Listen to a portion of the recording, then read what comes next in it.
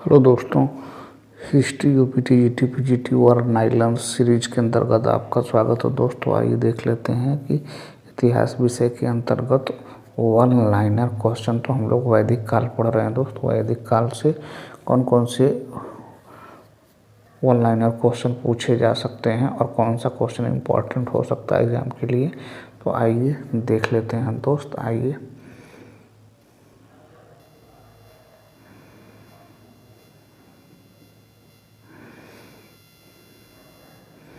ये देख लेते हैं। दोस्तों ऋग्वैदिक कालीन कबीलों के प्रमुख को क्या कहा जाता था? तो गोप या जनस्य गोपा या राजा कहा जाता था। दोस्त राजा के निर्वाचन से संबंधित सूक्त किस वेद में पाए गए हैं? दोस्तों ये ऋग्वेद में पाए गए हैं।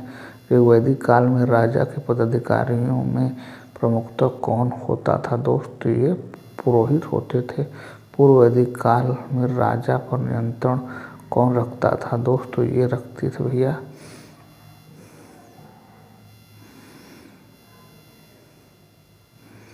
ये सभा और समिति नियंत्रण रखती थी। पूर्व वैदिक काल में राजा पर नियंत्रण सभा और समिति रखती थी।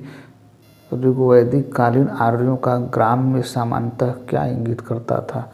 दोस्तों ये स्वजनों के एक समूह को इंगित करता है। अगला देखते हैं दोस्त, ऋग्वैदिक काल में कौन सी जनतांत्रिक संस्थाएं थी? दोस्तों ये थी सभा, समिति, गण एवं विद्वत, ये महत्वपूर्ण संस्थाएं थीं। आगे दोस्त अगला, युद्ध के लिए क्या प्रयोग हुआ? दोस्त युद्ध के लिए ऋग्वेद में किस शब्द का प्रयोग हुआ है? तो ये गविष्टि का प्रयोग हुआ है। गविष्टि का। अगला क्वेश्चन देख लेते हैं। अगला क्वेश्चन देखते हैं दोस्त। अगला आइए,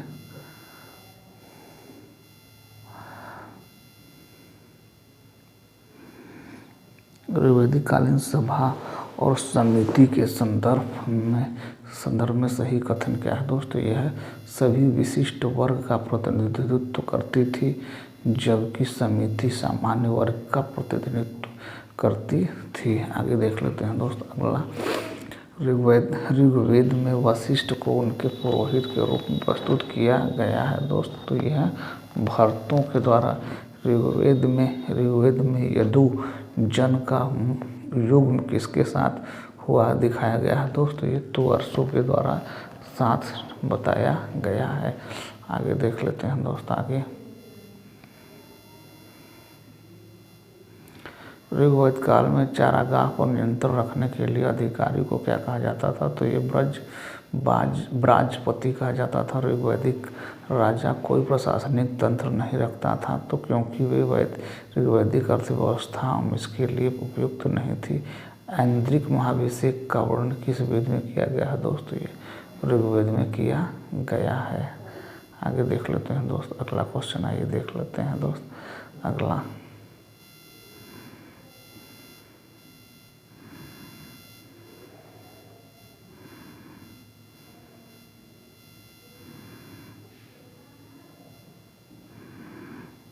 राजा सुदास जिसके विषय में ऋग्वेद में वर्णन किया गया है वह किस जन के संबंध रखते थे? दोस्तों ये तित्सुवन से संबंध रखते थे।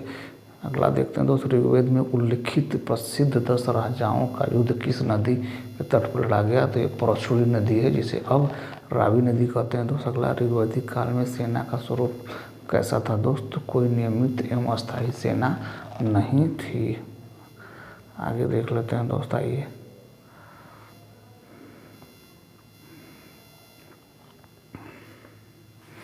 ऋग्वैदिक काल में आगे देखते हैं दोस्त। ऋग्वैदिक काल में राजा युद्ध के दौरान किन कबायली टोलियों को सेना के रूप में शामिल करता था? दोस्तों ये तो ब्रात, गण, ग्राम और सर्द को। अगला दोस्त, अगला क्वेश्चन, सुदास के विरुद्ध ऋग्वेद में वर्णित 10 राजाओं का युद्ध किसके नेतृत्व में लड़ा गया? दोस्तों ये विश्वामित्र के नेतृत्व में लड़ा गया। आगे देख लेते हैं दोस्त। आइए आगे देख लेते हैं भैया। आइए कुछ प्रमुख क्षेत्र का देख लीजिए कि किस क्षेत्र को क्या कहा जाता था। दोस्तों आइए उसके बारे में जान लेते हैं दोस्त। तो आइए, पूर्व को क्या कहा जाता था? दोस्त शासन करते थे, साम्राज्य कहलाता था, और उपाधि क्या थी? सम्राट थी। दोस्त पश्चिम क्षेत्र की का शासन क्या कहलाता था? स्वराज कहलाता था। और उपाधि क्या थी? स्वराट थी दोस्त। और उत्तर क्षेत्र में शासन कौन करता था? बैराज। और उसकी उपाधि क्या थी? विराट थी दोस्त, विराट थी। आगे देख लेते हैं दोस्त आगे। दक्षिण में भोज राज्य करते थे, जिन्हें भोज कहा जाता था। मध्य में राज्य था और जिसकी उपाधि थी राजा। अगला क्वेश्चन देख लेते हैं दोस्त आइए।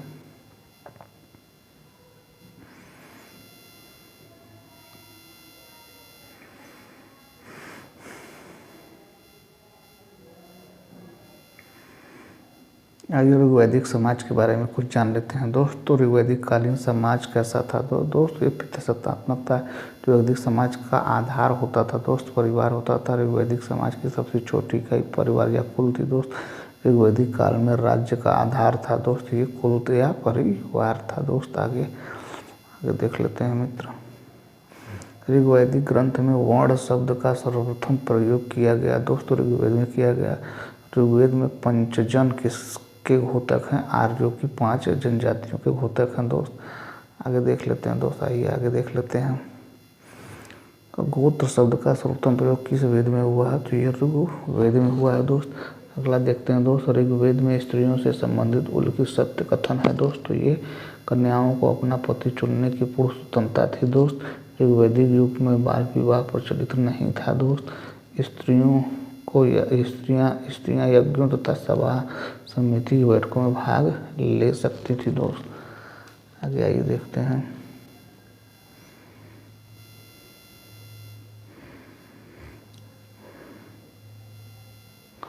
अगला क्वेश्चन क्या है? ऋग्वेद में आजीवन अविवाहित रहने वाली स्त्रियों को क्या कहा जाता था? तो ये अमाजु कहा जाता था। ऋग्वेद में अन्य व्रत शब्द किस संदर्भ में प्रयुक्त हुआ? तो ये दस्यु के रूप में प्रयोग हुआ है।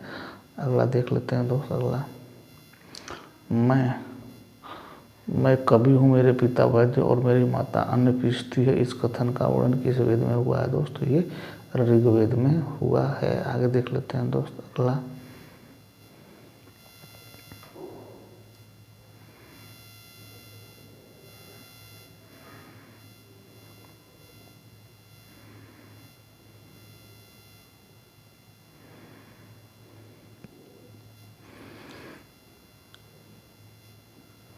ऋग्वेद में स्त्रियों से संबंधित उल्लिखित सत्य कथन क्या दोस्त? कन्याओं को अपना पति चुनने का स्वतंत्रता थी।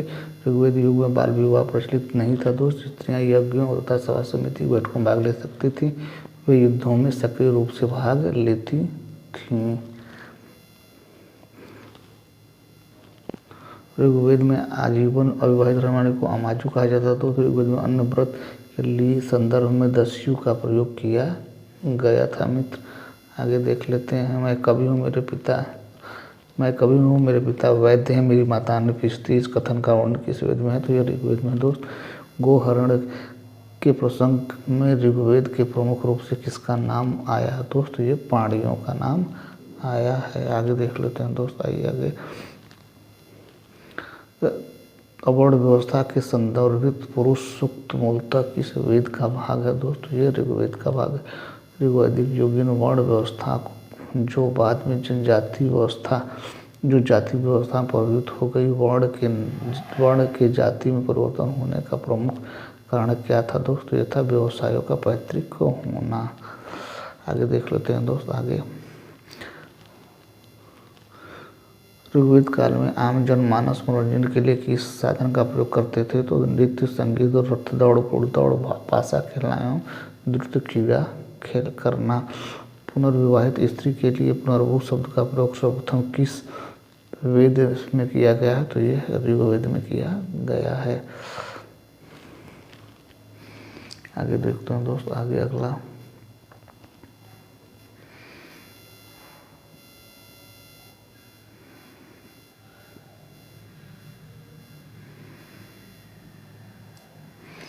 गो अपहरण के प्रसंग में ऋग्वेद में प्रमुख रूप से किसका नाम आया है दोस्त? ये पाणिनि का नाम आया है दोस्त। वर्ण व्यवस्था से संबंधित पुरुष सूक्त मूलतः किस वेद का भाग है? तो ऋग्वेद का भाग है। ऋग्वैदिक युग वर्ण व्यवस्था जो बाद में जनजाति व्यवस्था में परिवर्तित हो गई। वर्ण के किस जाति में परिवर्तन होने का प्रमुख कारण क्या है दोस्तों? यह व्यवसाय का पैतृक, व्यवसाय का, ये देखिए व्यवसायों का पैतृक होना है। आगे दोस्तों आगे देख लेते हैं। आगे ऋग्वैदिक काल में आम जनमानस मनोरंजन के लिए किस साधन का प्रयोग करते थे दोस्तों? ये नृत्य, संगीत, रथ दौड़, घुड़दौड़, पासा खेलते थे एवं नृत्य क्रीड़ा खेलते थे। आगे देख लेते हैं दोस्त। आगे पुनर्विवाहित स्त्री के लिए पुनर्भू शब्द का प्रयोग सर्वप्रथम किस वेद में किया गया है? तो ये ऋग्वेद में किया गया है। ऋग्वैदिक कालीन विदुषी जिन्होंने वैदिक मंत्रों की रचना की वह कौन है? तो है लोपा घोषा, लोपामुद्रा, विश्वतारा, पाला आदि। आगे देख लेते हैं दोस्त। ऋग्वैदिक काल में पत्नी का महत्व किस रूप में था? तो सभी धार्मिक और सामाजिक उत्सवों की सहभागिनी में। ऋग्वैदिक कालीन आर्यों के विषय में सत्य कथन क्या है? वे गांव में रहते थे, उन्हें द्रुत क्रीड़ा का ज्ञान था और वे उनमें बहुविवाह का प्रचलन था। दो सामाजिक जीवन की प्राथमिक इकाई परिवार होती थी। तो ये रहा दोस्त कुछ महत्वपूर्ण वन लाइनर क्वेश्चन जो कि वैदिक काल से संबंधित हैं। ठीक है दोस्त, नेक्स्ट सीरीज के साथ कल फिर आपकी सेवा में हाजिर होते हैं। तब तक के लिए thank you so much watching this video.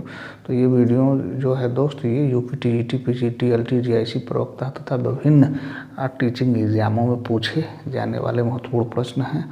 तो ठीक है दोस्त, ये रहा हमारा आज का वीडियो। अगर हमारा प्रयास ठीक लगे तो हमारे चैनल को सब्सक्राइब करें, अपने दोस्तों को शेयर करें। Thank you so much watching this video.